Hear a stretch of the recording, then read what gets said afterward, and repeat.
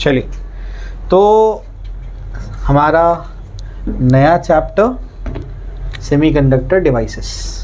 आपको बेसिक जो है मैं 11th स्टैंडर्ड का ऑलरेडी लास्ट लेक्चर में बता चुका हूँ।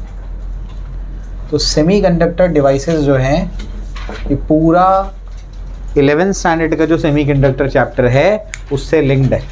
अगर वो चैप्टर आपका क्लियर नहीं है तो ये चैप्टर समझने में आपको बहुत दिक्कत होने वाली है, ठीक है ना। तो लास्ट लेक्चर में मैंने पूरा वापस से रिवाइज कराया है 11वीं का, क्या है उसके अंदर, कैसा है, क्या फॉरवर्ड बायस, क्या रिवर्स बायस, सारी चीज़ें बता दिया था आपको मैंने। तो सेमीकंडक्टर का मतलब क्या था? आधा कंडक्टर। आधा कंडक्टर मतलब जो क्या करता है, कभी कंडक्ट करता है और कभी कंडक्ट नहीं करता। समझ आता है, ठीक है ना। सेमीकंडक्टर के कितने टाइप है? 2 टाइप है, इंट्रिंसिक और एक्सट्रिंसिक। इंट्रिंसिक मतलब प्योर सेमीकंडक्टर, एक्सट्रिंसिक मतलब इम्प्योर सेमीकंडक्टर। एक्सट्रिंसिक के 2 टाइप होंगे, पी टाइप और एन टाइप। समझ आ रहा है, ठीक है ना। पी टाइप कैसे बनाते हैं, एन टाइप कैसे बनाते हैं? इंट्रिंसिक में ट्रैवलिंग इम्प्यूरिटी को ऐड कर दो तो पी टाइप बन जाएगा, पेंटावलेंट इम्प्यूरिटी को ऐड कर दो तो एन टाइप बन जाएगा। फिर पी टाइप एन टाइप को जोड़ेंगे तो क्या बन जाएगा? पी एन जंक्शन डायोड बन जाएगा। पी जंक्शन क्या बनेगा? डायोड। इसका जो सिंबल होता है बच्चों, उसका सिंबल ये होता है। पी एन जंक्शन डायोड का ये सिंबल होता है, जिसमें ये क्या होता है? पी टाइप और ये क्या आपका? N type. समझ आ रहा है, ठीक है ना। तो ये क्या है? पी एन जंक्शन डायोड का सिंबल है, ये आपको ध्यान रखना है। समझ आया, ठीक है ना। फिर मैंने आपसे कहा था कि अगर ये आपका P को पॉजिटिव टर्मिनल लगाओ, N को नेगेटिव टर्मिनल लगाओ तो कौन सा बायस? Forward bias. P को नेगेटिव टर्मिनल लगाओ, N को पॉजिटिव टर्मिनल लगाओ तो कौन सा बायस? Reverse bias. फॉरवर्ड बायस में वो क्या करेगा? कंडक्ट करेगा। फॉरवर्ड बायस में क्या करेगा? कंडक्ट करेगा। कौन से वोल्टेज के बाद? नी वोल्टेज के बाद। बताया था मैंने, नी वोल्टेज के बाद क्या करेगा? कंडक्शन शुरू करेगा। रिवर्स बायस में वो कंडक्ट नहीं करता और एक वोल्टेज आता है, इसको बोलते हैं रिवर्स ब्रेकडाउन वोल्टेज, उसके बाद वो हेवीली कंडक्ट करता है, लेकिन जनरली वो कंडक्ट नहीं करता। समझ आया, ठीक है ना। तो फॉरवर्ड बायस में कंडक्ट करता है और रिवर्स बायस में कंडक्ट नहीं करता। कौन? पी एन जंक्शन डायोड, ठीक है। चलिए भाई आइए, अब क्या, इस चैप्टर की शुरुआत कहाँ से हो रही है? इस चैप्टर की शुरुआत यहाँ से हो रही है कि हमारे पास हमारे घरों में जो हमको सप्लाई आता है वो एसी सप्लाई होता है, ऑल्टरनेटिंग करंट। कौन सा करंट आता है? Alternating current. अगर ऑल्टरनेटिंग करंट हम लोग को आता है तो ऑल्टरनेटिंग करंट से हमारे बहुत सारे डिवाइसेस नहीं चल सकते। हमारा लैपटॉप हमको चार्ज करना है, लैपटॉप एक इलेक्ट्रॉनिक डिवाइस है और इलेक्ट्रॉनिक डिवाइस जो होता है वो एसी पे नहीं चलता, उसको डीसी चाहिए। समझ आ रहा है क्या बोल रहा हूँ मैं। और हमारा मोबाइल है, हमारा मोबाइल भी क्या है? इलेक्ट्रॉनिक डिवाइस है, तो उसको भी चलने के लिए, चार्ज करने के लिए क्या चाहिए? डीसी चाहिए, डायरेक्ट करंट चाहिए। समझ आ रहा है क्या बोल रहा हूँ मैं। तो कुछ ऐसे डिवाइसेस हैं हमारे पास जिसको चलाने के लिए क्या चाहिए? डीसी चाहिए। लेकिन हमको घर में क्या आता है? हमको तो एसी आता है, तो हमारे वो डिवाइस तो ऐसे ही रह जाएंगे, चलेंगे ही नहीं। बकवास हो गया ना वो, क्या मतलब का उसका, जब वो चलेंगे ही नहीं तो या तो गवर्नमेंट क्या करे, 2 अपने को क्या करे? सॉकेट्स दे, एक में एसी भेजे, एक में डीसी भेजे। समझ आ रहा है। लेकिन डीसी को भांडुप से मुमरा में भेजने में दिक्कत है। बताया था ना, पावर स्टेशन कहाँ है हमारा? भांडुप में है ना। तो डीसी को भांडुप से मुमरा में भेजने में क्या दिक्कत है कि डीसी जब भांडुप से मुमरा आएगा तो उसमें बहुत सारा एनर्जी का लॉस हो जाएगा हीट की वजह से। क्या होता है, अगर हम डीसी भेजते हैं ना वायर के थ्रू भांडुप से मुमरा में, तो क्या होगा? वायर के थ्रू जब डायरेक्ट करंट फ्लो होगा तो क्या करेगा? वायर को गर्म कर देगा। क्या करेगा? मंतशा खाना बंद करो। क्या करेगा वो? वायर को क्या करेगा? गर्म कर देगा, है ना। तो वायर जब गर्म हो जाएगा तो बहुत ज़्यादा, जब वायर गर्म होगा तो बहुत सारी एनर्जी हीट के फॉर्म में क्या हो जाएगी? हाँ, एटमॉस्फेयर में डिसिपेट हो जाएगी। समझ आ गया। तो अपने को तो नुकसान हो जाएगा। समझ आ रहा है। भेजे से वहाँ से भेजा था अपन ने 100 की एनर्जी, यहाँ पहुँचते पहुँचते सिर्फ 10 की एनर्जी बची। समझ आ गया। बहुत ज़्यादा एनर्जी का लॉस हो जाएगा। तो अब हम लोग क्या करें? हमारा डिवाइस तो फिर कोई काम का नहीं है, ना हमारा लैपटॉप काम का, ना हमारा मोबाइल काम का। ये सब इलेक्ट्रॉनिक डिवाइस तो काम के ही नहीं है। आजकल जो टीवी आते हैं वो भी कोई काम के नहीं, क्योंकि वो भी इलेक्ट्रॉनिक डिवाइसेस हैं। तो अभी हमको क्या करना है? हमको भाई हमारा पैसा भी बचाना है, हमको हमारा डिवाइस भी चलाना है। तो हम लोग क्या करते हैं, हमारे घर में जो एसी सप्लाई आता है, हम एसी सप्लाई लेते हैं, उसके रास्ते में यहाँ पर लगा देते हैं क्या? रेक्टिफायर। क्या लगाते हैं? रेक्टिफायर। रेक्टिफायर क्या करेगा? सही करेगा, यानी एसी को क्या करेगा, सही करेगा। एसी को सही करना मतलब क्या, डीसी में कन्वर्ट करेगा। तो हम क्या करेंगे, एसी जो हमारा सप्लाई आ रहा है उसके रास्ते में क्या लगाएंगे, रेक्टिफायर। रेक्टिफायर क्या करेगा, एसी को डीसी में कन्वर्ट करेगा, और जो डीसी में कन्वर्ट होगा वो हम लोग क्या करेंगे, हमारे चार्जर में, यानी हमारा चार्जर हम लैपटॉप में लगा देंगे। तो जो लैपटॉप के चार्जर में वो डब्बा होता है, हाँ, उसमें ट्रांसफार्मर भी होता है और साथ साथ में रेक्टिफायर भी होता है। समझा, क्लियर हो गया। तो वो डब्बे में क्या होता है, रेक्टिफायर भी होता है, ट्रांसफार्मर भी होता है। हमारे चार्जर के डब्बे में क्या होता है, ट्रांसफार्मर भी होता है, रेक्टिफायर भी होता है, जो उसको रेक्टिफाई करके भेजता है, वरना हमारे वो डिवाइसेस चलने वाले नहीं हैं। तो आप बोलेंगे सर इतनी कहानी क्यों सुनाई, इतनी कहानी इसलिए सुनाया क्योंकि हम लोग को अभी रेक्टिफायर पढ़ना है। क्या पढ़ना है, रेक्टिफायर पढ़ना है। बात समझ में आ गई। तो अपने को दो टाइप के रेक्टिफायर करने पढ़ने। तो कौन से रेक्टिफायर का मतलब, जो क्या करे, एसी को डीसी में कन्वर्ट करे। अब दो टाइप के रेक्टिफायर है, एक है हाफ वेव रेक्टिफायर, एक क्या है, फुल वेव रेक्टिफायर। समझ में आ गया। बुक में अननेसेसरी इंफॉर्मेशन भरी हुई है, बहुत सिंपल भाषा में इसको लिखा जा सकता था, बहुत इंफॉर्मेशन लोड कर दी उन लोगों ने। मैं आसान करके देता हूँ उसको, आ जाओ। तो सेमीकंडक्टर डिवाइसेस का हमने पहला डिवाइस तो पिछले साल ही पढ़ लिया। सबसे पहला इलेक्ट्रॉनिक डिवाइस कौन, पीएन जंक्शन डायोड।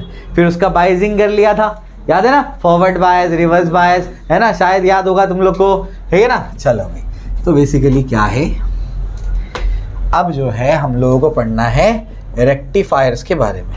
तो रेक्टिफायर्स क्या होते हैं बच्चों, ऐसे डिवाइसेस होते हैं जो क्या करते हैं, हाँ, डिवाइसेस होते हैं जो क्या करते हैं, एसी को डीसी में कन्वर्ट करते हैं। इतनी आसान भी नहीं है ये, क्योंकि वो पूरी तरीके से डीसी में कन्वर्ट नहीं होगा। डीसी मतलब क्या होता है, डायरेक्ट करंट। डायरेक्ट करंट मतलब क्या होता है, एक ऐसा करंट जिसका डायरेक्शन भी एक ही हो, कांस्टेंट हो, साथ साथ में उसका मैग्नीट्यूड भी कांस्टेंट हो। लेकिन इतना आसान नहीं है भाई, अपन उसको डीसी में कन्वर्ट करेंगे फिर पता लगेगा नहीं उसके अंदर कुछ ना कुछ तो एसी अभी भी भरा हुआ है, तो अपने को क्या करना पड़ेगा, फिल्टर सर्किट लगाना पड़ेगा। फिल्टर सर्किट भी बताता हूँ, आ जाओ। पहले इसको रेक्टिफाई करना सीखते हैं। तो अब रेक्टिफायर कितने टाइप के हैं, तो आपकी बुक में दो टाइप के हैं।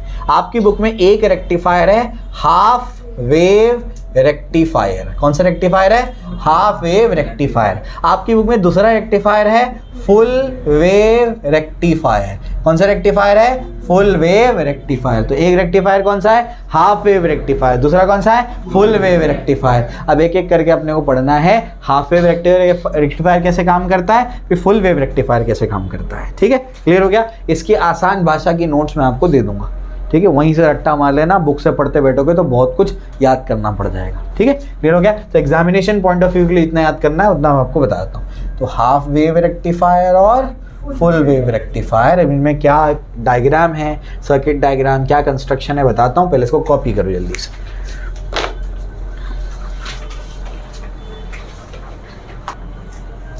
आइए, अब हम लोग देखते हैं कि हमारा हाफ वेव रेक्टिफायर का डायग्राम कैसा है और ये कैसा वर्क करता है। तो हाफ वेव रेक्टिफायर क्या है, हाफ वेव रेक्टिफायर वैसे हम लोग यूज़ नहीं करते हैं, क्यों नहीं करते हैं वो मैं आपको समझाऊंगा अभी। हम लोग यूज़ करते हैं फुल वेव रेक्टिफायर, लेकिन पहले इसको देखते हैं कैसे वर्क करता है। आप लोगों को मैंने हाफ वेव रेक्टिफायर कह रहा हूँ, आप लोगों को मैंने ट्रांसफार्मर बताया था। ट्रांसफार्मर कौन से प्रिंसिपल पे काम करता है, प्रिंसिपल ऑफ म्यूचुअल इंडक्टेंस। कौन सा principle, principle of mutual inductance. तो ये अपना क्या है, ये अपना एसी सप्लाई है। क्या अपना ये एसी सप्लाई है, ठीक है ना। यहाँ पर ये कोर है जिस पे उसको बांधा गया है, और यहाँ पर दूसरा कॉइल है जिस पे सोर्स लगा होता है, उसको क्या बोलते हैं, प्राइमरी कॉइल। और जिस पे दूसरा वाला जो कॉइल होता है उसको क्या बोलते हैं, सेकेंडरी कॉइल। क्योंकि इसमें से फ्लक्स निकलेगा, उधर जाके लिंक करेगा, और फ्लक्स चेंज तो ईएमएफ इंड्यूस, और यहाँ पर क्या हो जाएगा, कॉइल में सर्किट कंप्लीट है तो करंट फ्लो हो जाएगा। तो यहाँ पर हम क्या करते हैं, यहाँ पर हम रास्ते में लगा देते हैं डायोड। क्या लगा देते हैं, डायोड। और डायोड के साथ में यहाँ पर हमने क्या कर दिया, सर्किट को कंप्लीट किया और यहाँ पर ले लिया आउटपुट, यहीं पर लगा दो। ये एक रजिस्टर लगा दो, इसको बाहर भी ले सकता था मैं, लेकिन बुक में जैसा डायग्राम है वैसा ले लेता हूँ मैं। बुक का फुल वेव रेक्टिफायर का डायग्राम बहुत भयानक है बुक में, मैं आसान करके दूंगा आपको, ठीक है ना, क्लियर हो गया। चलो भाई, तो बेसिकली यहाँ पर क्या है, यहाँ पर ने क्या लगा दिया है, एक डायोड लगाया। क्या लगाया है, डायोड। ये आरएल क्या चीज़ है, ये है लोड रजिस्टर। क्या ये, लोड रजिस्टर। इलेक्ट्रॉनिक्स या इलेक्ट्रिकल की भाषा में लोड रजिस्टर का मतलब कोई डिवाइस, लोड रजिस्टर का मतलब कोई डिवाइस। तो जैसे आपका मोबाइल, ये आपका लैपटॉप, वो इधर लगेगा। समझ आ गया? तो लोड रजिस्टर का मतलब कोई डिवाइस जहां पर लोड जा रहा है, यानी जो पावर कंज्यूम कर रहा है उसको लोड कहते हैं। समझ आ गया? इस रूम में लोड कौन कौन है? एसी, फैन, ट्यूबलाइट, जहां पर पावर कंज्यूम हो रहा है ये सब लोड है। समझ आया? ठीक है ना? चलो भाई, तो बेसिकली होता क्या है आप समझने की कोशिश करो। ये कौन सा सप्लाई मैंने लगाया है? AC supply. तो इस कॉइल को क्या बोलेंगे? प्राइमरी कॉइल, क्योंकि सप्लाई वहां लगा हुआ है। इस कॉइल को क्या बोलेंगे? Secondary coil. समझ आ रहा है? ध्यान से सुनने का। एसी सप्लाई में हम लोग जानते हैं कि एक बार करंट ऐसे फ्लो होता है, दूसरी बार करंट ऐसे फ्लो होता है। क्यों? क्या बताया था एसी और डीसी में फर्क? डीसी में क्या होता है? लेक्चर देखे ही नहीं होंगे, आधे से ज्यादा लोग तो संडे को एब्सेंट थे, है ना? संडे को आए ना एसी, आधे से ज्यादा लोग तो आए ही नहीं थे उसके अंदर। क्या बताया था मैंने? डीसी में क्या होता है? इलेक्ट्रॉन साइकिल की चेन के जैसे चलता है। समझ आ गया? और एसी में क्या होता है? सर्किट के अंदर इलेक्ट्रॉन क्या करता है? ऑसिलेट करता है। समझ आ गया? एसी डीसी में क्या फर्क है? अगर ये इधर रजिस्टर लगाया, इधर मैंने एसी लगा दिया, और ये रजिस्टर लगाया उसमें मैंने क्या लगा दिया? डीसी लगा दिया, तो इसमें क्या होगा? इसमें क्या करेगा? इसमें इलेक्ट्रॉन क्या करेगा? साइकिल की चेन के जैसे क्या करेगा? सर्किट में घूमेगा। और इसमें क्या होगा? इसमें एक बार इलेक्ट्रॉन ऐसे ही जाएगा, दूसरी बार इलेक्ट्रॉन ऐसे ही जाएगा, फिर इलेक्ट्रॉन ऐसे ही जाएगा, फिर इलेक्ट्रॉन ऐसे जाएगा। यानी इलेक्ट्रॉन क्या करेगा? ऑसिलेट करेगा। और जो चीज़ ऑसिलेट करती है उसका ग्राफ कैसे बनता है? ऑसिलेशन में पढ़ाया था, इसी वजह से एसी का ग्राफ ऐसे बनता है। अब समझ आया? ये फर्क होता है दोनों में। बात समझ आ रही? भेजे में जा रहा है, एसी डीसी में फर्क समझ आ रहा है? ठीक। तो इसका ये मतलब हुआ कि यहाँ पर मैंने क्या लगाया है? AC supply. क्या लगाया? ये एसी सप्लाई। ये इसका सिंबल है क्या? ये एसी सप्लाई। एसी सप्लाई का मतलब ये है कि एक बार इसमें करंट ऐसे जाएगा, फिर करंट ऐसे जाएगा, फिर करंट ऐसे जाएगा, फिर करंट ऐसे जाएगा। मतलब एक बार ये पॉजिटिव होगा, ये नेगेटिव होगा जब ऐसे करंट जाएगा, और जब ऐसे करंट जाएगा तो ये क्या हो जाएगा? नेगेटिव हो जाएगा, और ये क्या हो जाएगा? क्योंकि एसी में करंट का डायरेक्शन पीरियोडिकली चेंज होते रहता है। बात समझ आ रही? ठीक है ना? अच्छा, तो यहाँ अगर फॉर एग्जांपल इधर अगर पॉजिटिव हो गया, इधर नेगेटिव हो गया, तो उसके सामने वाले कॉइल में क्या होगा? यहाँ पॉजिटिव, यहाँ नेगेटिव होगा। क्यों? ये इससे क्या निकलेगा? फ्लक्स निकलेगा, मैग्नेटिक फील्ड लाइन। ये यहाँ जाके लिंक करेगा, फ्लक्स चेंज, तो क्या होगा? ईएमएफ इंड्यूस होगा, और यहाँ पर क्या होगा? करंट फ्लो हो जाएगा। बात समझ में आ रही है? करंट फ्लो हो जाएगा। बात समझ में आ गई? ठीक है ना? चलो, यहाँ तक अपने को समझ आता है। अब ध्यान से सुनने का। अभी जो है इस इंस्टेंट पे ये पॉजिटिव है, ये नेगेटिव है, तो उसके सामने वाले क्या होगा? ये पॉजिटिव, ये नेगेटिव होगा। ध्यान से सुनने का, ध्यान सुनने का इंपॉर्टेंट है। ठीक है ना? अभी इसको मैंने रोक दिया है, ठीक है? स्टैच्यू बोल के रोक दिया उसको मैंने। अब मैं एक एक करके तुमको चीजें बताता हूँ। इनपुट में जो सिग्नल आ रहा है, इनपुट सिग्नल, तो जो इनपुट में सिग्नल आ रहा है ये आईपी मतलब क्या? इनपुट। तो इनपुट में क्या आ रहा है? एसी। क्या आ रहा है? एसी। एसी का ग्राफ ऐसे होता है, ऐसे होता है एसी का ग्राफ। ठीक है ना? आउटपुट में जो सिग्नल आ रहा है, अब वो कैसे होगा वो अपने को देखना है। अब ध्यान से सुनो मैं क्या बोल रहा हूं। मैंने अभी बताया था ये कौन सा है? पी। ये क्या है? एन। जब इसमें से करंट ऐसे फ्लो हो रहा है, जब ये पॉजिटिव ये नेगेटिव है, तो ये पॉजिटिव ये नेगेटिव हुआ, तो क्योंकि उसके सामने वाला बिल्कुल वैसे ही बिहेव करेगा, है ना? क्योंकि उसी की वजह से इसमें करंट फ्लो हो रहा है। तो ये पॉजिटिव है, पी को क्या टर्मिनल कनेक्टेड है? एन को क्या कनेक्टेड है? कौन सा बायस? फॉरवर्ड बायस में क्या करेगा? कंडक्ट करेगा। तो जब ये पहला साइकिल आ रहा है, पहला साइकिल आ रहा है, तब डायोड क्या कर रहा है? कंडक्ट करेगा। मैंने बोला ना, फॉरवर्ड बायस में क्या करता है? कंडक्ट करता है, और रिवर्स बायस में कंडक्ट नहीं करता। समझ आ गया? ठीक है ना? चलो भाई, तो पहले साइकिल में आउटपुट में क्या मिल रहा है? पहले साइकिल में तो वो कंडक्ट कर रहा है, ये अपने को। इनपुट में क्या मिला? ये इनपुट में ये गया, तो आउटपुट में उसने कंडक्ट किया, तो उसने इसको जाने दिया। ठीक। अब क्या अगले साइकिल में देखो क्या होगा? इनपुट में डायरेक्शन रिवर्स हो जाएगा। डायरेक्शन रिवर्स का मतलब क्या? साइकिल ये हो जाएगा नेगेटिव, और ये क्या हो जाएगा? तो ये क्या हो जाएगा? नेगेटिव, और ये क्या हो जाएगा? अब पी को क्या कनेक्टेड है? एन को क्या कनेक्टेड है? कौन सा बायस? रिवर्स बायस में कंडक्ट। यानी नीचे वाला साइकिल जो इनपुट में आया वो आउटपुट में नहीं मिलेगा आपको। समझ आया? समझे क्या बोल रहा हूं मैं? तो जो नीचे वाला साइकिल होगा, नेगेटिव हाफ साइकिल, वो आपको आउटपुट में नहीं मिलेगा। क्यों नहीं मिलेगा? अरे डायोड बोलेगा मैं कंडक्ट ही नहीं करूंगा। समझ आ रहा है? तो इस वजह से आपको नेगेटिव हाफ साइकिल नहीं मिलने वाला। ठीक है ना? अब फिर से क्या होगा? फिर से हवा बदलेगी, और ये क्या होगा? पोलैरिटी चेंज होगी। ये क्या हो जाएगा? ये क्या हो जाएगा? ये क्या हो जाएगा? ये क्या हो जाएगा, कौन सा बायस, फॉरवर्ड बायस। पी को पॉजिटिव, एन को नेगेटिव, कौन सा बायस, फॉरवर्ड बायस। तो अब बताओ क्या होगा, ये ऐसे था, ये ऐसे था। अब बताओ ये क्या करेगा, कंडक्ट करेगा, क्योंकि फॉरवर्ड बायस में कंडक्ट करता है। बात समझ में आ गई। अब क्या होगा, हवा बदलेगी, मतलब क्या होगा, बोलो भाई, फिर से नेगेटिव हाफ साइकिल आएगा। मतलब ये क्या हो जाएगा, नेगेटिव, ये क्या हो जाएगा, पॉजिटिव, ये क्या हो जाएगा, नेगेटिव, ये क्या हो जाएगा, कौन सा बायस, रिवर्स बायस में कंडक्ट। इसका मतलब ये वाला साइकिल नहीं आएगा, समझा। इसका मतलब सिर्फ आपको कौन सा साइकिल मिलेगा, पॉजिटिव हाफ, सिर्फ कौन सा मिलेगा, पॉजिटिव, नेगेटिव हाफ नहीं मिलेगा। समझ आ गया। अब इस टॉपिक का नाम पढ़ो, हाफ वेव। तो कितनी वेव को रेक्टिफाई करना, पूरी वेव को या आधी वेव को, आधी वेव को। समझ आ गया। इस वजह से इसको क्या बोलते हैं, हाफ वेव रेक्टिफायर। क्या करंट दूसरे डायरेक्शन में जा रहा है, नहीं जा रहा है। दूसरे डायरेक्शन में करंट नहीं जाएगा तो हम क्या बोलेंगे, ये डीसी है। डीसी क्या होता है, जो एक ही डायरेक्शन में जाता है। देखो सिर्फ पॉजिटिव में, नेगेटिव वाला तो है ही नहीं इसमें, तो हम लोग क्या बोलेंगे, ये डीसी है। लेकिन ये डीसी अच्छा नहीं है। क्यों अच्छा नहीं है, कंटिन्यू नहीं है। यहाँ पर मोबाइल चार्जिंग पे लगाएंगे तो क्या होगा, हाँ, बंद चालू बंद चालू बंद चालू होगा। बात समझ आ रही है क्या बोल रहा हूँ मैं, है ना। चार्ज करेगा फिर रुक जाएगा, फिर चार्ज करेगा फिर रुक जाएगा। बात समझ आ रही है। तो बेसिकली ये रेक्टिफाई तो करता है, लेकिन ये अच्छा रेक्टिफायर नहीं है। यहाँ पर अगर मैं कोई अपना बल्ब लगा दूँ, कोई अगर बल्ब लगा देता हूँ, कोई इलेक्ट्रॉनिक बल्ब लगा देता हूँ, मैंने एलईडी लगा दिया मैंने, तो एलईडी क्या होगा, बंद चालू हो जाएगा। एलईडी वो डायोड होता है ना, लाइट एमिटिंग डायोड, तो कोई डायोड लगा दूंगा तो क्या होगा, बंद चालू बंद चालू बंद चालू करेगा उसको। बात समझ आ रही। तो रेक्टिफाई किया कि नहीं किया, किया। क्या काम था उसका, एसी को डीसी में कन्वर्ट करना। डीसी क्या होता है, एक ऐसा करंट जो क्या होता है, एक ही डायरेक्शन में फ्लो होता है। तो एक ही डायरेक्शन में तो फ्लो हो रहा है, पॉजिटिव साइकिल तो मिल रहे हैं। रेक्टिफाई किया कि नहीं किया, किया। लेकिन अच्छे तरीके से किया क्या, नहीं। क्यों नहीं, आधी साइकिल को जाने देता है, आधी साइकिल को काट देता है। समझ आ गया। इस वजह से उसका नाम क्या है, हाफ वेव रेक्टिफायर। तुमको ही देख के समझ आया, अच्छा रेक्टिफायर नहीं है। अपने को अच्छा रेक्टिफायर लाना पड़ेगा। तो अभी कौन सा रेक्टिफायर लेंगे, एक रेक्टिफायर जो आधी वेव को रेक्टिफाई कर रहा था। अब कौन सा रेक्टिफायर लाएंगे, जो पूरी वेव को रेक्टिफाई करे। एक रेक्टिफायर जो हाफ वेव रेक्टिफायर था, उसमें एक डायोड लगा था, तो फुल वेव रेक्टिफायर में 2 डायोड लगेंगे। बात समझ आई। डायग्राम बनाऊं, चलो। अब मैं आपको पढ़ाने जा रहा हूं फुल वेव रेक्टिफायर। तो आपको समझ में आ गया होगा कि फुल, अब्दुल्ला क्या करने जा रहे हैं हम लोग, फुल वेव रेक्टिफायर पढ़ने जा रहे हैं। तो फुल वेव रेक्टिफायर क्या करेगा, पूरी वेव को क्या करेगा, रेक्टिफाई करेगा, है ना।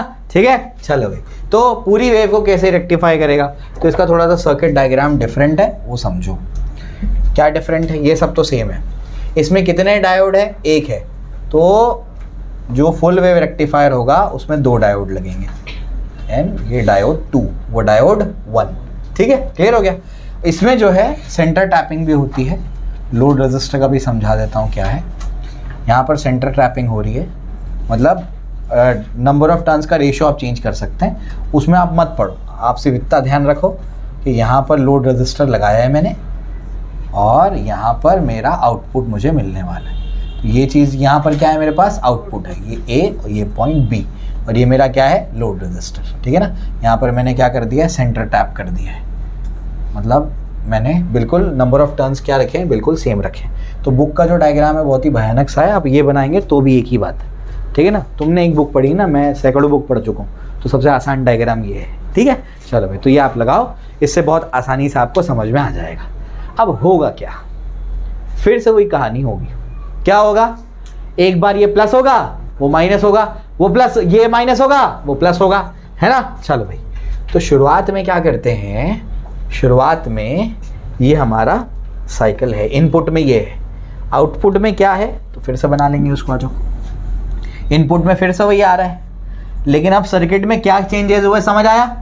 सर्किट में क्या चेंजेस हुए, 2 डायोड लगा दिए हम लोगों ने। कितने डायोड, 2 डायोड लगा दिए। अभी समझ आ गया। ध्यान से सुनने का, इंपॉर्टेंट है। ये पॉजिटिव टर्मिनल है और अभी ये नेगेटिव टर्मिनल है, पॉजिटिव हाफ साइकिल आ रहा है। तो सामने वाला भी क्या होगा, ये पॉजिटिव होगा और ये क्या होगा, नेगेटिव होगा। यहाँ तक समझ आ रहा है, ठीक। ये P को क्या कनेक्टेड है, पॉजिटिव। N को क्या कनेक्टेड है, नेगेटिव। ये P को क्या कनेक्टेड है, और ये एन को क्या कनेक्टेड है, समझ आ रहा है, मतलब ये क्या होगा और ये क्या होगा।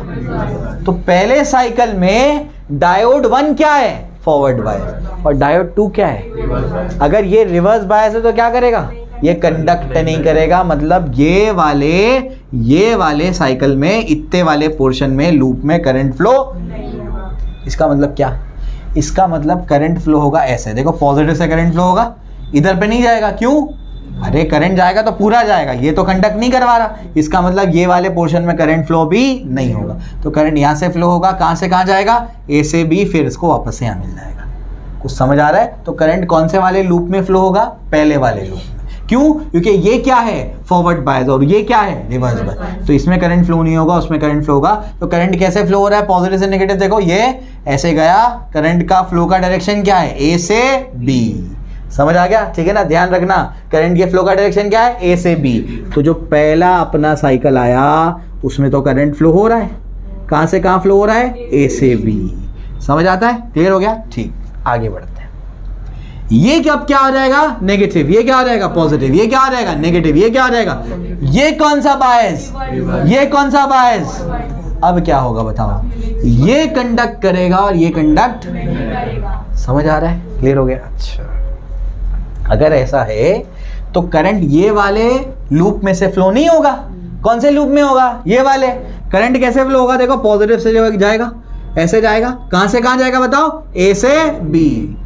जब इससे फ्लो हो रहा था तब भी कैसे गया, ए से बी। इससे फ्लो हुआ तब भी कैसे गया, तो जब ए से बी फ्लो हो रहा है, ए से बी फ्लो हो रहा है तो ये बना। तो सेकंड साइकिल में भी कैसे करंट फ्लो हुआ, ए से बी, डायरेक्शन क्या है, ए से बी। तो जब पहली बार ए से बी में ये साइकिल बनेगा, ये वाला वेवफॉर्म बनेगा, तो सेकंड में भी तो यही बनेगा ना। क्यों यही बनेगा, क्योंकि पहले साइकिल में भी ए से बी फ्लो हो रहा है और दूसरे साइकिल में भी ए से बी फ्लो हो रहा है। अगर ए से बी पहले वाले में ये बन रहा है तो दूसरे वाले में भी यही वेव फॉर्म बनेगा। समझ आया, यानी क्या कर दिया इसने ये जो उल्टी वेव थी ना, इसको क्या कर दिया, सीधी कर दिया। अब कुछ समझ आ गया, जो करंट ऐसे फ्लो हो रहा था उसने क्या कर दिया, उल्टे डायरेक्शन में फ्लो करा दिया उसको। बात समझ आती, ठीक है ना। चलो भाई आगे बढ़ते हैं। आगे क्या, ये पॉजिटिव, ये नेगेटिव, ये पॉजिटिव, ये नेगेटिव। आगे बताओ जल्दी, क्या होगा, ये क्या होगा, फॉरवर्ड बायस, ये क्या होगा, रिवर्स बायस। फॉरवर्ड बायस तो बताओ क्या होगा, जल्दी बोलो। करंट ऐसे फ्लो होगा, कहां से कहां जाएगा, ए से बी। तो ये जाएगा आपका क्या, ए से बी। आगे के बताओ, आगे के साइकिल में क्या होगा, जल्दी बोलो। ये क्या होगा, नेगेटिव, ये क्या होगा, पॉजिटिव। करंट कैसे फ्लो होगा, ऐसे। समझ आ गया, ये भी क्या होगा, ऐसे। समझ आ गया। वो क्या करता था हाफ वेव रेक्टिफायर, वो तो सीधा आधी वेव को काट देता था, है ना, खत्म कर देता था, फ्लो ही नहीं करवाता था करंट। ये क्या करता है, हाँ, ये करंट भी फ्लो कराता है और उसका डायरेक्शन भी चेंज कराता है। तो इसने रेक्टिफाई किया आधी वेव को कि पूरी वेव को, पूरी वेव को।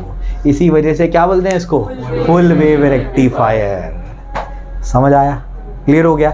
अब देखो करंट क्या नेगेटिव डायरेक्शन में जा रहा है, इस वजह से क्या बोलेंगे, डीसी है। क्या है, डीसी है, लेकिन प्रॉपर डीसी नहीं है। क्यों नहीं, प्रॉपर डीसी तो ऐसा होता है, ये समझ आ गया। अगर ये टाइम एक्सिस है तो प्रॉपर डीसी तो होता है। मैग्नीट्यूड में फॉर एग्जांपल 5 एम्पियर, मैग्नीट्यूड भी कांस्टेंट और डायरेक्शन भी कांस्टेंट। इसमें क्या हो रहा है बोलो, डायरेक्शन तो है, पॉजिटिव है, लेकिन मैग्नीट्यूड क्या कर रहा है, वेरी कर रहा है। मैग्नीट्यूड 1 2 3 4 5, 4 3 2 3 4 3 2 1 0, 1 2 3 4 5, समझ आ गया, फिर 0, फिर 5, फिर 0, समझ आ रहा है। मैग्नीट्यूड वेरी कर रहा है, लेकिन एक्चुअल डीसी में क्या होता है, मैग्नीट्यूड भी कांस्टेंट, डायरेक्शन भी कांस्टेंट। समझा, क्लियर हो गया। तो ये होता है आपका फुल वेव रेक्टिफायर। समझ आई बात, क्लियर हो गया। कॉपी कर लो, आसान भाषा में नोट्स दे दूंगा, उसको याद कर लेना। तो फुल वेव रेक्टिफायर ये आपको समझा दिया मैंने, ठीक है। आइए अब जो है इसके बाद कुछ और चीज़ अपने को यहाँ पर समझनी है। कुछ और चीज़ें क्या है, आपने यहाँ पर वेवफॉर्म देखा होगा तो आपको एक बात समझ में आ रही होगी कि जो हमारा डीसी बेसिकली होता है वो ऐसा कुछ होता है। हमने तो अब तक यही देखा था कि जो हमारा डीसी होता है वो टाइम के साथ में वेरी नहीं करता, ना उसका मैग्नीट्यूड वेरी करता, ना उसका डायरेक्शन वेरी करता। लेकिन अभी जो डीसी हमने बनाया उस डीसी में या तो हमने ऐसा वेवफॉर्म देखा, कहाँ पर देखा, ये हाफ वेव रेक्टिफायर में, या तो हमने कैसा वेवफॉर्म देखा, ऐसा वेवफॉर्म देखा। समझ आ रहा है क्या बोल रहा हूँ मैं? या तो ये वेवफॉर्म देखा या तो ये वेवफॉर्म देखा, इससे ये बिल्कुल मैच नहीं कर रहा, या फिर मैच कर रहा है कुछ हद तक। क्यों? डायरेक्शन तो इसका सिर्फ क्या है? पॉजिटिव साइड पे है, नेगेटिव साइड पे तो गया नहीं, तो डायरेक्शन क्या है उसका? पॉजिटिव। लेकिन ये वाले दो जो आपके पास डीसी आउटपुट आए हैं, इन डीसी आउटपुट्स में आपके पास जो वैल्यू है करंट का, वो देखो कंटिन्यूसली क्या कर रहा है? वेरी कर रहा है। इसका मतलब ये डीसी में क्या है? इस डीसी में एसी छुपा हुआ है। समझ आ रहा है क्या बोल रहा हूं मैं? इस डीसी में क्या है? एसी छुपा हुआ है। समझ आ गया? डीसी तो है, डायरेक्शन तो एक ही है, समझ आ रहा है, लेकिन उसमें कुछ ना कुछ क्या है? वैल्यू ऑफ करंट क्या कर रही है? वेरी कर रही है। बात समझ आ रही क्या बोल रहा हूं मैं? यानी ये जो आपको डीसी मिले हैं, ये पूरी तरीके से डीसी नहीं है, इसमें कुछ ना कुछ क्या है? एसी कंपोनेंट भी है। क्या बोलते हैं? भाषा समझो, भाषा क्या है? इसमें कुछ ना कुछ क्या है? एसी कंपोनेंट भी है। बात समझ आ रही? ठीक है ना? तो इसमें कुछ ना कुछ क्या है? एसी कंपोनेंट है। तो अगर एसी कंपोनेंट है तो हमको क्या करना है? हमको इसको ऐसे वाले डीसी में कन्वर्ट करने की कोशिश करनी है। तो हम लोग क्या करेंगे? ये जो हमारे पास सिग्नल आ रहा है, ये जो हमारे पास वोल्टेज आ रहा है, करंट आ रहा है, इसको हम लोग क्या करेंगे? फिल्टर से पास कराएंगे। किससे पास कराएंगे? फिल्टर से। समझ आ गया? तो इससे हम लोग क्या करते हैं? फिल्टर से पास कराते हैं, और फिल्टर से पास करवा के क्या मिलता है अपने को? Pure DC component. क्या मिलता है? Pure DC component. Ideally pure मिलता है, वरना उसमें भी कुछ ना कुछ एसी का कंपोनेंट रहता है। समझ आया? क्लियर हो गया? तो बेसिकली मैं समझा क्या रहा हूं आपको कि आपके पास जो अभी डीसी आउटपुट आया हाफ वेव रेक्टिफायर से या फुल वेव रेक्टिफायर से, उसमें डायरेक्शन तो कांस्टेंट है, सबके सब पॉजिटिव साइकिल है, लेकिन उसका मैग्नीट्यूड वेरी कर रहा है। इसका मतलब क्या? इसका मतलब क्या? इस डीसी में क्या छुपा हुआ है? एसी। कहीं ना कहीं एसी कंपोनेंट है उसके अंदर। तो अपने को क्या करना है? इस एसी में से, डीसी में से जो एसी छुपा हुआ है ना, उस एसी को हटा करके क्या लाओ? सिर्फ डीसी लो। तो क्या करेंगे? ये जो वेवफॉर्म मिला इसको किससे पास कराएंगे? फिल्टर सर्किट से। फिल्टर सर्किट से पास कराएंगे तो क्या मिलेगा अपने को? अपने को प्योर डीसी कंपोनेंट मिलेगा। मतलब उसमें एसी फैक्टर, एसी कंपोनेंट नहीं होगा। समझ आया? क्लियर हो गया? अच्छा, फिल्टर सर्किट क्या होता है उस पर आता हूं मैं। उससे पहले ये डीसी में कुछ ना कुछ रिपल्स है ना, मतलब कुछ ना कुछ क्या? AC component. तो उसको कैसे कैलकुलेट करेंगे? यानी कोई डीसी में बहुत ज़्यादा एसी का कंपोनेंट है और कोई डीसी में बहुत कम एसी का कंपोनेंट है। बात समझ आ रही क्या बोल रहा हूँ मैं? तो आप लोग मेजर कैसे करेंगे कौन सा रेक्टिफायर अच्छा है? एक रेक्टिफायर ने क्या कर दिया? उसके अंदर डीसी में 100% डीसी में 20% एसी का कंपोनेंट है, और दूसरे रेक्टिफायर के 100% डीसी में 40% डीसी का एसी का कंपोनेंट है। तो ज्यादा अच्छा रेक्टिफायर कौन है? फर्स्ट वाला। क्यों? उसमें सिर्फ 20% क्या है? एसी का कंपोनेंट है। समझ आ गया? तो कोई तो पैरामीटर होगा ना मेजर करने के लिए कि कौन सा रेक्टिफायर अच्छा है, कौन सा रेक्टिफायर ज्यादा अच्छा नहीं है। बात समझ आ रही? क्लियर हो गया? तो वो जो हमारे पास पैरामीटर है उसको बोलते हैं रिपल फैक्टर। क्या बोलते हैं? Ripple factor. तो हम लोग क्या करते हैं? हर रेक्टिफायर का रिपल फैक्टर निकालते हैं। क्या निकालते हैं? Ripple factor. और रिपल फैक्टर से क्या समझ आ जाता है कि वो रेक्टिफायर बहुत अच्छे से रेक्टिफाई करता है कि नहीं करता है। समझा? क्लियर हो गया? तो हम लोग क्या निकालने जा रहे हैं? हम लोग निकालने जा रहे हैं रेक्टिफायर रिपल फैक्टर। क्या निकालने जा रहे हैं? Ripple factor. तो रिपल फैक्टर क्या बताता है? बताओ, बोलो। रिपल फैक्टर क्या बताता है? कोई रेक्टिफायर कितना अच्छा रेक्टिफाई कर रहा है, इसके बारे में आइडिया देता है। समझ आ गया? ठीक है ना? तो रिपल फैक्टर का बच्चों फॉर्मूला है, वो लिख लो। रिपल फैक्टर का फॉर्मूला है RMS value of AC component divide by value of DC component. RMS value of AC component divided by value of DC component. इन दोनों को डिवाइड करने से क्या पता लग जाता है? रिपल फैक्टर, कि उसके अंदर कितनी रिपल्स हैं, कितना एसी का कंपोनेंट है। ठीक है ना? चलो, जितना कम रिपल फैक्टर होगा उतना अच्छा रेक्टिफायर होगा, जितना ज़्यादा रिपल फैक्टर होगा उतना ख़राब रेक्टिफायर होगा। ठीक है ना? चलो भाई,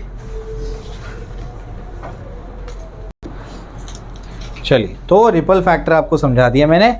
जिस रेक्टिफायर का जितना ज़्यादा रिपल फैक्टर होगा वो उतना ख़राब क्या होगा? रेक्टिफायर होगा, उतना अच्छा रेक्टिफायर नहीं होगा। रिपल फैक्टर क्या होना चाहिए? कम होना चाहिए। ठीक है? तो फुल वेव रेक्टिफायर का रिपल फैक्टर क्या होगा? कम होगा, और हाफ वेव रेक्टिफायर का ज़्यादा होगा। ठीक है? चलो भाई, अब जो है अपने को पढ़ना है फिल्टर सर्किट्स। तो बुक में अननेसेसरी है ना, कॉम्प्लिकेटेड किया है उसको, बहुत सिंपल है। फिल्टर सर्किट्स को पढ़ने से पहले आपको एक चीज़ बता दूं मैं, ये मैंने आपको बताया था कि XC क्या होता है 1/ωc, यह आपको AC में बताया था मैंने। XC क्या चीज़ है ये है, बोलो, कैपेसिटिव रिएक्टेंस। क्या चीज़ है ये? Capacitive reactance. मतलब क्या होता है? मतलब होता है रेजिस्टेंस ऑफर्ड बाय दी या opposition offered by the capacitor. Capacitor कितना अपोजिशन ऑफर कर रहा है, इसको क्या बोलते हैं? Capacitive reactance. रेजिस्टर जो होता है ये भी कुछ ना कुछ रेजिस्टेंस ऑफर करता है, इसको रेजिस्टेंस कहते हैं। समझ आ गया? कैपेसिटर जो होता है इसका भी कुछ ना कुछ अपोजिशन होगा, उसको क्या बोलते हैं? Capacitive reactance. इंडक्टर जो होता है इसका भी कुछ ना कुछ अपोजिशन होता है, उसको बोलते हैं इंडक्टिव रिएक्टेंस। समझ आ रहा है? तो कैपेसिटर जो अपोजिशन ऑफर करता है उसको क्या बोलते हैं? रेजिस्टर जो अपोजिशन ऑफर करता है उसको क्या बोलते हैं? रेजिस्टेंस। कैपेसिटर जो रेजिस्टेंस ऑफर करता है उसको क्या बोलते हैं? Capacitive reactance. और इंडक्टर जो अपोजिशन ऑफर करता है उसको क्या बोलते हैं? Inductive reactance. समझ आ गया? इसे बोलते हैं लेक्चर नहीं छोड़ने का रहता है, ठीक है ना। चलो भाई, तो उसका फॉर्मूला मैंने AC में लास्ट टाइम डिराइव कराया है, मुझे याद है, यहाँ तक तो हम लोग गए। तो XC इज इक्वल टू क्या होता है? 1/ωc। ओमेगा क्या होता है? 2πf × C। ओमेगा तो 2πf होता है, ठीक। अब क्या? तो XC यानी कैपेसिटिव रिएक्टेंस, यानी opposition offered by the capacitor. उसका फॉर्मूला क्या बन रहा है? 2πf × C। DC के लिए क्या DC करंट, DC यानी क्या डायरेक्ट करंट में क्या फ्रीक्वेंसी होती है? आप बोलेंगे नहीं, क्यों नहीं होती? अरे डायरेक्ट करंट तो कांस्टेंट होता है ना, फ्रीक्वेंसी किसमें होगी? जो वेरी कर रहा है। समझ आ गया? DC तो वेरी ही नहीं करता, तो उसकी फ्रीक्वेंसी क्या होगी? 0 होगी। DC की फ्रीक्वेंसी 0 होगी। फ्रीक्वेंसी 0 होगी तो XC क्या हो जाएगा? 1/2π × क्या होगा? 0, यानी 1/0 क्या होगा? इसका मतलब कैपेसिटर ब्लॉक्स DC।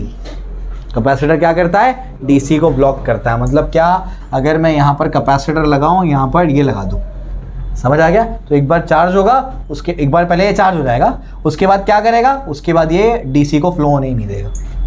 समझ आ रहा है क्या बोल रहा हूँ मैं? पहले तो क्या करेगा? अपने आप को चार्ज कर लेगा, उसके बाद क्या करेगा? DC को ब्लॉक कर देगा। मतलब कैपेसिटर डायरेक्ट करंट को फ्लो होने नहीं देता, ठीक है ना। क्लियर हो गया। AC की अगर बात करेंगे तो AC में तो फ्रीक्वेंसी होती है। समझ आ रहा है क्या बोल रहा हूँ मैं? तो अगर AC में फ्रीक्वेंसी होती है तो यहाँ पर कुछ ना कुछ वैल्यू आएगा, मतलब उसका कुछ ना कुछ क्या होगा? XC का वैल्यू होगा, यानी वो क्या होगा? 2πfc।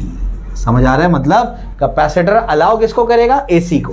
तो capacitor allows AC but blocks DC। समझ आ गया? कैपेसिटर क्या करता है? ऑल्टरनेटिंग करंट को अलाउ करता है और डायरेक्ट करंट को क्या करता है? ब्लॉक कर देता है। डायरेक्ट करंट को अपने में से फ्लो होने नहीं देता। समझा? अगर ये कॉन्सेप्ट तुमको समझ आ गया तो फिल्टर सर्किट समझना तुम्हारे बाएं हाथ का खेल है, ठीक है। पहले इसको लिख लो जल्दी से। चलो, तो अभी जो है फिल्टर सर्किट्स में हम लोग को क्या करना है उसको देखो। फिल्टर सर्किट्स में बेसिकली क्या होता है, जो हमारे रेक्टिफायर से हमको आउटपुट मिल रहा है, हम लोग उसको फिल्टर सर्किट के थ्रू फ्लो पास करवाते हैं। उससे हमको जो हम लोग को आउटपुट मिलता है वो बेसिकली क्या होता है? DC मिलता है, ठीक है ना। आइडियली तो DC मिलता है। तो फिल्टर सर्किट में यहाँ पर क्या है, आपकी बुक में जैसे डायग्राम है वैसे ही बना रहा हूँ, वो है रेक्टिफायर। रेक्टिफायर अभी बताया था, रेक्टिफायर फुल वेव रेक्टिफायर है फॉर एग्जाम्पल। यहाँ अब पूरा बनाते तो नहीं बैठेंगे, तो सिर्फ ब्लॉक डायग्राम बना रहे हैं उसमें रेक्टिफायर। उसके बाद यहाँ पर इसका आउटपुट मिल रहा है अपने को। इस आउटपुट में क्या आ रहा है पता है ना? क्या आ रहा है? ये आ रहा है। समझ आ रहा है? ये आ रहा है ना इसके आउटपुट में, ऐसे आ रहा है। समझ आता है? ठीक है। चलो भाई, इसके रास्ते में हम लोग क्या लगा देते हैं? कैपेसिटर लगा देते हैं, हाई कैपेसिटेंस का कैपेसिटर लगा देते हैं, ठीक है। और यहाँ पर अपने को क्या मिलता है? लोड रजिस्टर अपना, यहाँ पर अपना मतलब जो भी डिवाइस है, ठीक है ना। अब होता क्या है उसको समझो। पता नहीं बुक में क्या समझाने की कोशिश किया है, इतना कॉम्प्लिकेटेड करने की ज़रूरत ही नहीं थी, बहुत ईजी है। अब इसके अंदर ये जो है ये बेसिकली क्या है, अपने को लग रहा था DC है, लेकिन वो पूरा DC नहीं है। अभी बताया मैंने, रिपल फैक्टर से पता लग जाता है कितना DC है भाई, ठीक। तो ये पूरा DC नहीं है, इसके अंदर कुछ ना कुछ क्या है? रिपल्स है, मतलब कुछ ना कुछ क्या है? AC कंपोनेंट है, ठीक। तो होता क्या है कि ये जो यहाँ से AC आ रहा है, एसी क्या करता है, एसी यहाँ पर पहुँचता है, ये जंक्शन पे पहुँचा, ये जंक्शन पे पहुँचने के बाद उसको दो रास्ते मिलेंगे, इधर पे और इधर पे, समझ आता है, दो रास्ते मिलेंगे। अब वो यहाँ पर भी जा सकता है, यहाँ पर भी जा सकता है। अब ध्यान से सुनो, इसके अंदर दो चीज़ें हैं, एक क्या है, एसी का कंपोनेंट है, और दूसरा क्या है, डीसी का कंपोनेंट है। समझ आ गया, दो चीज़ें हैं इसके अंदर, तो दो चीज़ों से बना हुआ है। अब ये देखेगा यहाँ पर पहुँचने के बाद, ये सिग्नल यहाँ पहुँचने के बाद देखेगा कि इधर क्या है, इधर पे कैपेसिटर है, और उधर आगे क्या है, दूसरा रास्ता है, वहाँ पर लोड रजिस्टर है, ठीक है ना। तो ये जब यहाँ पर पहुँचेंगे तो डीसी देख के तो इसको भागेगा, क्यों, क्योंकि ये क्या करेगा, कैपेसिटर ब्लॉक्स डीसी, तो यहाँ से क्या कौन जाएगा, डीसी कंपोनेंट। समझ आ गया, और समझ आ रहा है क्या बोल रहा हूँ मैं। और एसी कंपोनेंट को यहाँ पर कम रेजिस्टेंस का पाथ मिलेगा, तो एसी कंपोनेंट इधर से निकल जाएगा। समझ आ रहा है क्या बोल रहा हूँ मैं, तो एसी कंपोनेंट इधर चले जाता है, समझे। तो आउटपुट में आपको क्या मिला, डीसी कंपोनेंट, इधर से क्या आ रहा है, डीसी कंपोनेंट। ये हो गया, इसी को फिल्टर बोलते हैं। समझ आ गया, यही कैपेसिटर फिल्टर है, समझे, सबसे आसान है। बात समझ आई। तो यहाँ से इनपुट में क्या आ रहा था, एसी डीसी दोनों आ रहा था। ये पॉइंट पे पहुंचने के बाद डीसी क्या देखेगा, नीचे कैपेसिटर है, कैपेसिटर ब्लॉक्स डीसी, तो यहाँ तो डीसी जा ही नहीं सकता, तो डीसी सीधा चले जाएगा, और एसी को कम रेजिस्टेंस का पाथ मिलेगा, तो एसी यहाँ से निकल लेगा। समझ आ रहा है। तो यहाँ से एसी फिल्टर हो गया, आउटपुट में आपको क्या मिल रहा है, सिर्फ डीसी। समझ आ रही बात, क्लियर हो गया। बस इतना ही जानना सफिशिएंट है, और उसमें बहुत कुछ खिचड़ी पकाया, क्या मतलब है वो करके। समझ आई बात, क्लियर हो गया। इस तरीके से और भी एक चीज़ थी इसके अंदर, वो बता सकते थे कि शुरुआत में तो डीसी फ्लो होगा। क्यों फ्लो होगा, डीसी पहले तो चार्ज करता है ना उसको, तो पहले उसको चार्ज करेगा, उसके बाद डिस्चार्जिंग करने नहीं देगा उसकी वो, क्योंकि जैसे डिस्चार्जिंग होने वाली होगी वापस से दूसरा कंपोनेंट आ जाएगा, वो क्या करेगा, डीसी को ब्लॉक कर देगा, डीसी आगे निकल जाएगा। तुम वो सब झमेले में पढ़ो ही मत, जो मैंने आसान भाषा में बताया वो समझा, क्लियर हो गया। बस उतना ही जानना है तुम, सीबीएसई के रेफरेंस में भी उतना ही लिखा हुआ है, उतना खिचड़ी पढ़ने की और ज़रूरत नहीं है। समझ आई क्या बोला मैंने, बस यही है आपका कैपेसिटर फिल्टर। क्लियर हो गया, समझ आ गया। इसको कॉपी करो। चलिए अब इसके बाद जो है अपने को पढ़ना है स्पेशल पर्पस जंक्शन डायोड्स। तो ये 4 टाइप के डायोड्स हैं स्पेशल पर्पस जंक्शन डायोड, जिसमें से सबसे पहला है ज़ीनर डायोड, जो आपको नहीं पढ़ना है, निकाल दिया है ज़ीनर डायोड, ठीक है। ज़ीनर डायोड नहीं पढ़ना है। फोटो डायोड, सोलार सेल और एलईडी पढ़ना है, लाइट एमिटिंग डायोड, ठीक है ना।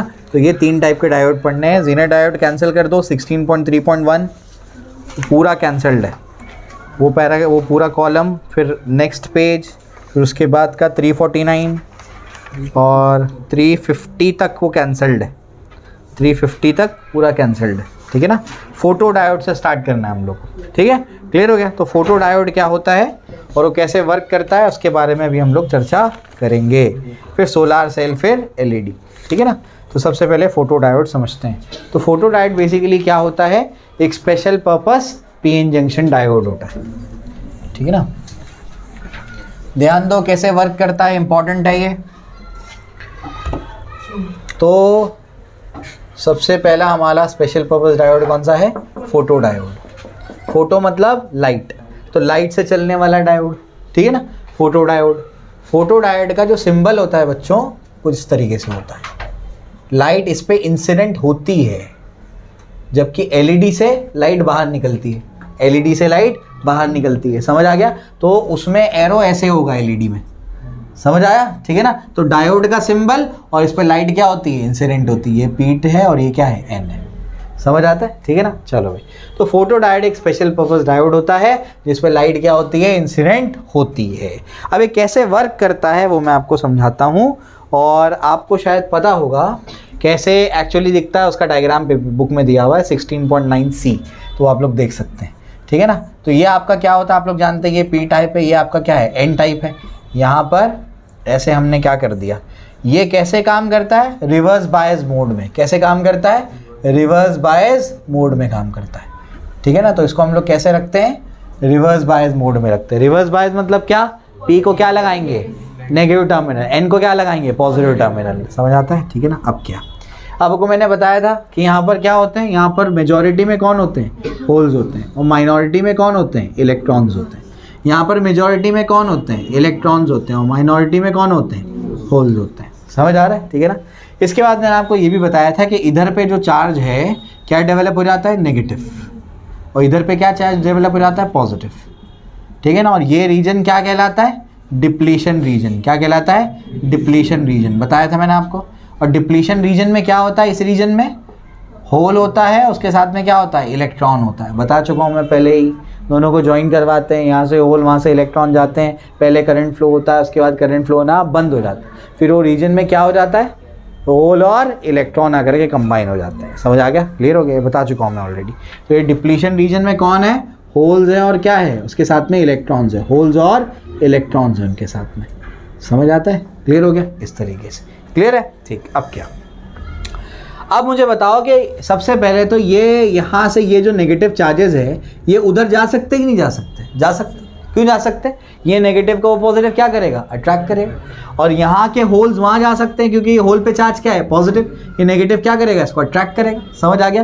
तो यहाँ के माइनॉरिटी कैरियर्स क्या कर सकते हैं, आप कैसे भी रखो, मतलब डिप्लीशन लेयर खत्म नहीं भी हुई है तब भी माइनॉरिटी कैरियर्स क्या कर सकते हैं, मूव कर सकते हैं। तो उनकी वजह से करंट फ्लो होगा, उसको क्या बोलते हैं, उसको बोलते हैं डार्क करंट। क्या बोलते हैं इसको, डार्क करंट। डार्क करंट क्यों, क्योंकि अभी मैंने लाइट को यहाँ पर इंसिडेंट नहीं कराया, बिना लाइट को इंसिडेंट कराए माइनॉरिटी चार्ज कैरियर्स क्या कर रहे हैं, मूव कर जा रहे हैं, इस वजह से इसको क्या बोलेंगे, डार्क करंट बोलेंगे। बात समझ आ गई, इसलिए बोलते हैं घर पे जाके रिवाइज किया करो, है ना। कुछ रिवीजन किए ही नहीं होंगे, आधे से ज़्यादा लोग तो एब्सेंट थे, तो क्या तुमको समझ में आने वाला है फिर। तो क्या बोलते हैं इसको, डार्क करंट। तो डार्क करंट क्यों है, ये क्यों बोलते हैं डार्क करंट इसको, क्योंकि लाइट अभी इंसिडेंट नहीं कराया हो मैंने, उसके बिना भी क्या कर रहा है, ये करंट फ्लो हो रहा है। बात समझ आती, ठीक है ना। तो वो डार्क करंट है। अब क्या होता है, अब क्या होता है, यहाँ पर मैं लाइट को इंसिडेंट कराता हूँ, सिर्फ जंक्शन वाले रीजन पे लाइट को इंसिडेंट कराता हूँ, सिर्फ जंक्शन वाले रीजन पे लाइट को इंसिडेंट कराते हैं। तो होता क्या है, लाइट के पास, लाइट क्या है मतलब, लाइट मतलब फोटॉन्स है, फोटॉन्स आकर के क्या करते हैं, हाँ इनको एनर्जी देगा, उनको एनर्जी मिलेगी तो क्या होगा, इलेक्ट्रॉन वो बॉन्ड तोड़ देंगे, एनर्जी मिलेगी तो क्या करेंगे, बॉन्ड तोड़ देंगे। तो बेसिकली क्या करेंगे, इलेक्ट्रॉन और होल का जो पैर बना हुआ है, फोटोन आके एनर्जी देगा, ये अलग अलग हो जाएंगे। जैसे अलग अलग हो जाएंगे अब क्या होगा बताओ, अब क्या होगा, अब होल किधर भागेगा, अब ये अलग अलग हो गए, होल किधर भागेगा, इलेक्ट्रॉन किधर भागेगा, इलेक्ट्रॉन इधर जाएगा, होल देखो ना, इलेक्ट्रॉन पॉजिटिव की तरफ भागेगा और होल कहाँ भागेगा, नेगेटिव की तरफ भागेगा। समझ आ रहा है, ठीक है ना। तो ये भी एक यहाँ पर क्या हो जाएगा, करंट फ्लो होगा। बात समझ आ रही, क्लियर हो गया। तो ये भी यहाँ पर क्या होगा, करंट फ्लो होगा। लेकिन अब करंट बाइजिंग की वजह से हो रहा है कि लाइट के इंसिडेंट होने की वजह से, लाइट के इंसिडेंट होने की वजह से, इस वजह से ये कौन सा डायोड है, फोटो डायोड। समझ आ गया। हम पहले क्या करते थे, या तो फॉरवर्ड बायस या तो रिवर्स बायस। रिवर्स बायस में क्या करते थे, इतना उसका डिप्लीशन रीजन की विड्थ बढ़ा देते थे, क्या पहुंच जाता था वो पहुंच जाता था आयनाइजेशन पोटेंशियल पे, जिस जो आयनाइजेशन पोटेंशियल पे पहुंचने के बाद होल में से इलेक्ट्रॉन अलग अलग हो जाता था। लेकिन अब वैसा केस नहीं है, अब हम लोग क्या कर रहे हैं, यहाँ पर लाइट को इंसिडेंट करा रहे हैं। लाइट इंसिडेंट होने से क्या होगा, होल्स और इलेक्ट्रॉन अलग अलग हो जाएंगे, और वो चार्जेस जब चलेंगे तो क्या होगा, करंट फ्लो होना शुरू हो जाएगा। तो यहाँ पर और कुछ टाइम के बाद वो सैचुरेट हो जाएगा, मतलब पूरे चार्जेस वहाँ पर जितने भी थे सबके सब क्या हो जाएंगे, होल और इलेक्ट्रॉन अलग अलग हो जाएंगे। अब और चार्जेस है नहीं उसके पास, तो करंट क्या हो जाएगा, सैचुरेट हो जाएगा। बात समझ आ रही है। तो कौन से मोड में है ये, फॉरवर्ड या रिवर्स, रिवर्स। और कुछ टाइम के बाद ये वाला करंट क्या हो जाएगा, सैचुरेट हो जाएगा। तो उसको बोलते हैं रिवर्स सैचुरेशन करंट। क्या बोलते हैं इसको, रिवर्स सैचुरेशन करंट। तो यहाँ पर फोटो डायोड में दो करंट फ्लो हो रहे हैं, कौन कौन से, एक कौन सा, डार्क करंट। डार्क करंट क्यों, माइनॉरिटी कैरियर्स की वजह से। और एक दूसरा कौन सा, लाइट के इंसिडेंट होने की वजह से कौन सा करंट, रिवर्स सैचुरेशन करंट। बात समझ में आ गई, क्लियर है। तो यहाँ पर दो करंट है, एक करंट कौन सा है, डार्क करंट, और दूसरा कौन सा है, रिवर्स सैचुरेशन करंट। बात समझ में आ गई, क्लियर है।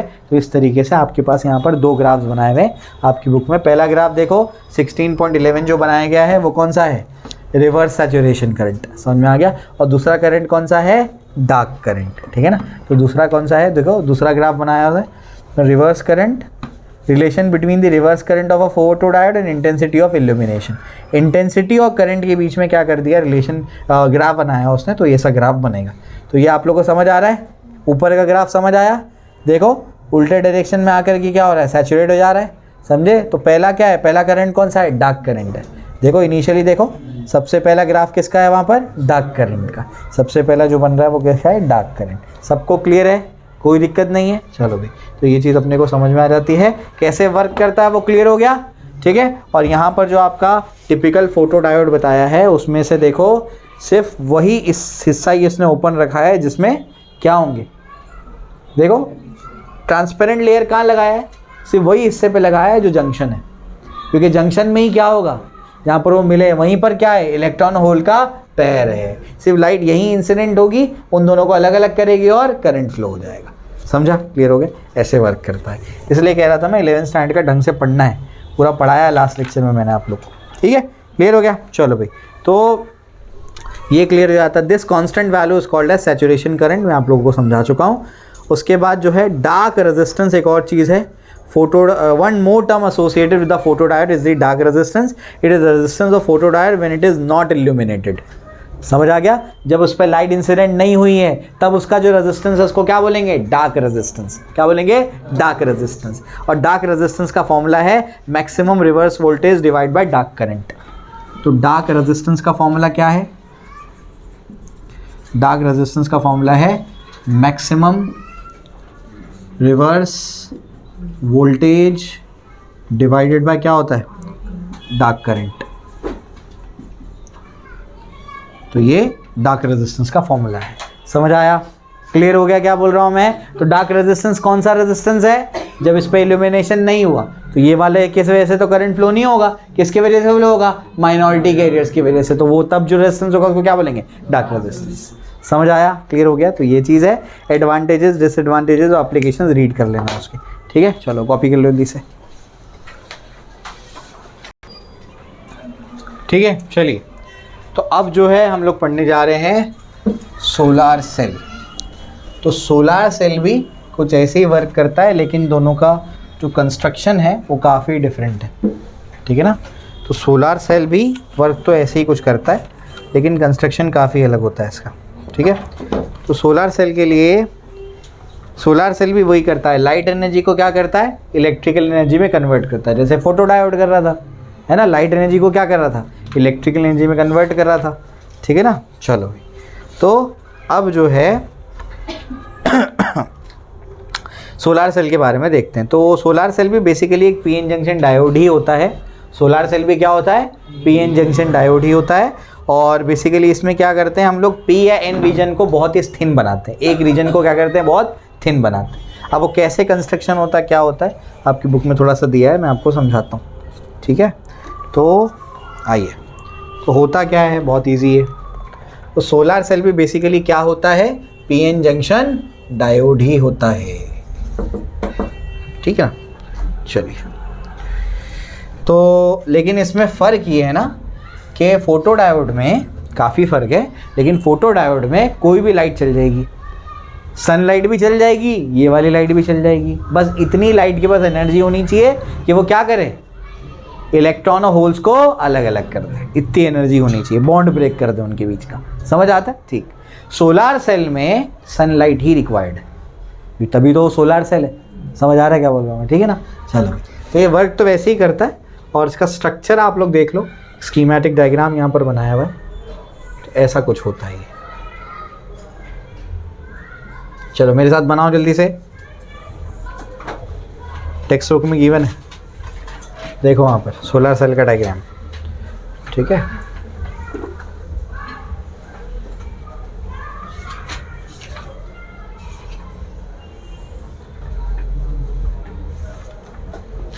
तो ये क्या चीज़ है, ये एन साइड है। ये क्या चीज़ है, ये पी साइड है। ठीक है, और ये आपके फ्रंट कॉन्टैक्ट्स हैं।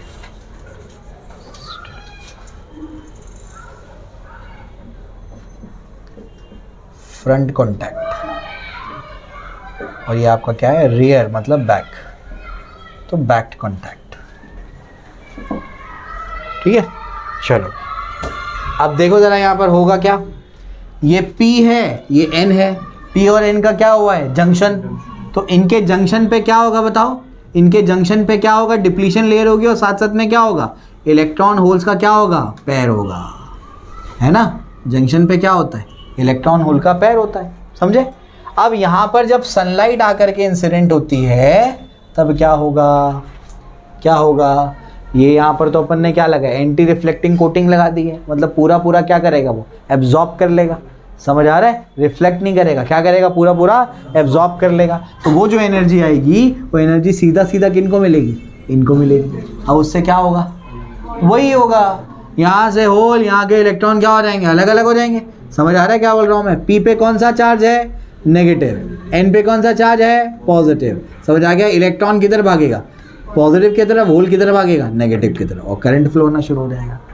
ऐसे चार्जेस भागेंगे और ये इधर भागेंगे, ऐसा करंट फ्लो होना शुरू हो जाएगा। बात समझ आ गई, क्लियर हो, ऐसे ही काम करता है। तो वर्किंग तो वही है, समझ आ रही बात क्या बोल रहा हूँ। वर्किंग बिल्कुल वैसी ही जैसे फोटो डायोड की थी, समझ आई बात, ठीक है ना। कंस्ट्रक्शन इसका डिफरेंट है, कंस्ट्रक्शन थोड़ा सा अलग है, ठीक है ना। चलिए, तो ये चीज़ अपने को समझ में आ गई।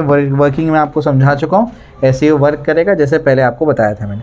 वी कैरेक्टरिस्टिक्स का ग्राफ आपकी बुक में दिया है, उसको आपको देखना है। क्राइटेरिया फॉर सिलेक्शन वो आपको एक बार रीड कर लेना है। पहले डायग्राम बना लो जल्दी से। चलिए, तो अब जो है criteria for selection of material for solar cell. तो ऐसा हम लोग मटेरियल सिलेक्ट करते हैं सोलर सेल के लिए जिसमें बैंड गैप क्या हो, काफ़ी कम हो। बैंड गैप कम होगा तो इलेक्ट्रॉन आसानी से वैलेंस बैंड से निकल के कंडक्शन बैंड में पहुंच जाएगा। समझ आ गया, बताया था मैंने, है ना। तो बैंड गैप कम होना चाहिए और हाई ऑप्टिकल एब्जॉर्प्शन होना चाहिए, मतलब लाइट का कन्वर्जन अच्छा होना चाहिए इलेक्ट्रिकल एनर्जी में, और गुड इलेक्ट्रिकल कंडक्टिविटी होनी चाहिए, प्रॉपरली कंडक्ट करने वाला मटेरियल होना चाहिए, और आसानी से मिलने वाला मटेरियल होना चाहिए। तो 4 पॉइंट यहाँ पर दिए हुए, रटने हैं, याद कर लेने हैं उसको, ठीक है। चलो भाई, और क्या क्या हम लोग यूज़ करते हैं, ख़ास करके सिलिकॉन यूज़ करते हैं या गैलियम आर्सेनाइड यूज़ करते हैं। उन सब का अपने को एनर्जी गैप यानी बैंड गैप दिया हुआ है बुक के अंदर, ठीक है। यूजर्स आप लोग उसको रीड कर सकते हो, आप लोग का काम है आप उसको रीड कर लेना। ये टॉपिक क्या है स्पेशल पर्पस में, आखिरी टॉपिक एलईडी। एलईडी क्या है, लाइट एमिटिंग डायोड। तो लाइट एमिटिंग डायोड कैसे वर्क करता है वो मैं आपको समझाता हूँ, ठीक है ना। चलो देखो, ध्यान रखो। ज़ीनर डायोड तो है नहीं, लेकिन ज़ीनर डायोड रिवर्स बायस मोड में काम करता है, ठीक। Photo diode reverse bias mode में काम करता है। सोलार सेल बाइजिंग की ज़रूरत ही नहीं है। किधर बाइजिंग की इसकी मैंने, बाइजिंग मतलब बैटरी लगाई कहीं पे, नहीं लगाई। समझ आ रहा है क्या बोल रहा हूँ मैं, बाइजिंग की रिक्वायरमेंट नहीं है। एलईडी जो होता है सिर्फ यही फॉरवर्ड बायस में काम करता है, समझ आ गया। बाकी सब रिवर्स बायस में, इसको तो बाइजिंग की रिक्वायरमेंट ही नहीं है। समझ आ रहा है, ठीक है ना। चलो, तो अब जो है हम लोग पढ़ने जा रहे हैं लाइट एमिटिंग डायोड। तो एलईडी, लाइट एमिटिंग डायोड क्या है, आसान भाषा वाले नोट्स दे दूंगा मैं, उसको आप रीड कर सकते हैं। तो लाइट एमिटिंग डायोड क्या है, which emits light when forward current passes through it. तो अब तक तो लाइट इंसिडेंट करा रहे थे, लेकिन इसमें क्या करेगा, ये लाइट खुद एमिट करेगा। ये ऐसा डायोड है, ये क्या करता है, खुद लाइट एमिट करता है, लाइट एमिटिंग डायोड, ठीक है ना। तो लाइट एमिटिंग डायोड, तो लाइट एमिटिंग डायोड क्या करेगा, लाइट एमिट करेगा। तो उसका सिंबल क्या बनेगा बताओ, हाँ ऐसे बाहर की तरफ, क्योंकि इसमें क्या होगा, लाइट एमिट होने वाली है। बस समझ आई, ठीक है ना, इस तरीके से। तो ये हो जाएगा आपका लाइट एमिटिंग डायोड, पी है, ये एन है, ठीक है। चलो भाई, ये अपने को समझता है। इसके बाद जो है एक स्पेशल डायोड होता है, और ये स्मॉल इलेक्ट्रिक बल्ब्स के जैसे होते हैं, ठीक है ना। आपने देखा होगा रेलवे स्टेशन पे जो इंडिकेटर्स होते हैं जिस पर टाइम बताते हैं, छोटे छोटे डॉट डॉट उसमें लाइट होती है, वो क्या है, एलईडीज़ हैं। समझ आ गया, लाइट एमिटिंग डायोड है। अब ये वर्क कैसे करता है वो मैं आपको बताता हूँ। इसका थोड़ा बहुत कंस्ट्रक्शन नहीं दिया ही नहीं, कंस्ट्रक्शन बस थोड़ा सा आपको बता दिया है। एक तो स्कीमेटिक स्ट्रक्चर दिया हुआ है, उसके बाद इसका वर्किंग बताया है, वर्किंग कैसा है। तो वर्किंग बता देता हूँ आपको कैसा है। देखो, इसको कैसे लगाना है, क्या बोला आपको मैंने, फॉरवर्ड बायस में। कैसे लगाना है, फॉरवर्ड बायस में। ये पी है, ये एन है, पी को पॉजिटिव, एन को क्या लगाएगा, नेगेटिव, ठीक है ना।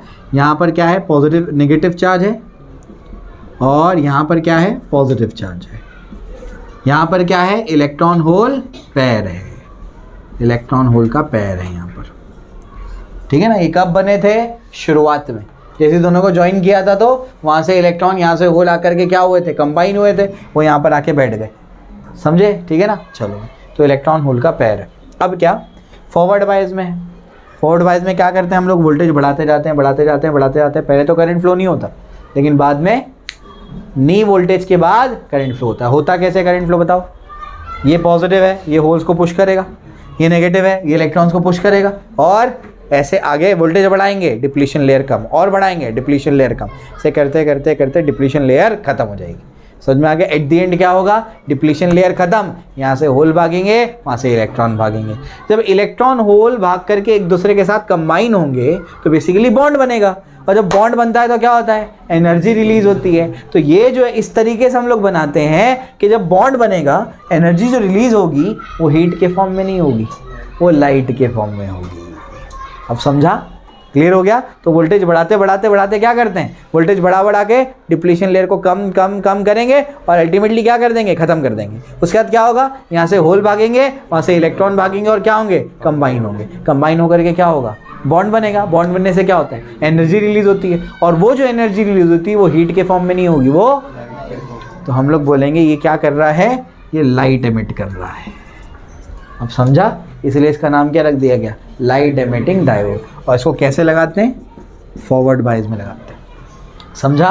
क्लियर हो गया? इसका अगर डायग्राम देखें तो फॉरवर्ड बायस को, तो फॉरवर्ड बायस का डायग्राम लोग जानते हैं, इस तरीके से बनता है। समझे? ये क्या है? वोल्टेज, और ये क्या? अपना करंट। समझे? तो नॉर्मल डायोड के ऐसा काम करता है, ठीक है। लेकिन इसका कंस्ट्रक्शन थोड़ा सा डिफरेंट होता है कि इस तरीके से हम लोग क्या करते हैं, इसको कंस्ट्रक्ट करते हैं कि जो इलेक्ट्रॉन और होल मिलने के बाद एनर्जी रिलीज हो वो लाइट के फॉर्म में हो, ठीक है। चलो भाई, तो ये अपने को समझ आ रहा है। इसमें कई सारे एग्जांपल है। एल्यूमिनियम गैलियम आर्सेनाइड का एक डायोड बनाते हैं हम लोग, वो एलईडी होता है। ये कौन से रेडिएशन एमिट करता है? इंफ्रारेड। कौन से? इंफ्रारेड। गैलियम आर्सेनाइड फॉस्फाइड, ये क्या करता है? या तो रेड या तो येलो लाइट एमिट करता है। समझ आ रहा है क्या बोल रहा हूँ मैं? ठीक है ना। तो अलग अलग हम लोग क्या करते हैं? मटेरियल सिलेक्ट करते हैं और हम लोग डायोड बनाते हैं ताकि अलग अलग कलर की हम लोग को क्या मिले? लाइट मिले, ठीक है ना। एडवांटेजेस आप लोग रीड कर लेना। बाकी जो है लॉजिक गेट और ट्रांजिस्टर मैं कल पढ़ाऊँगा आपको, ठीक है, एक लेक्चर बाद। पैक कर लो।